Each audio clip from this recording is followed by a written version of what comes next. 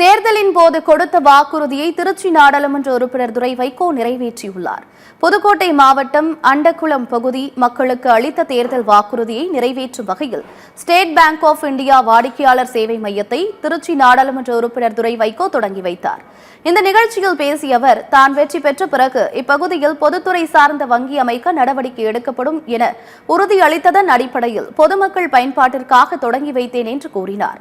திருச்சியும் புதுக்கோட்டையும் தனது இரு கண்கள் என்றும் தெரிவித்தார்.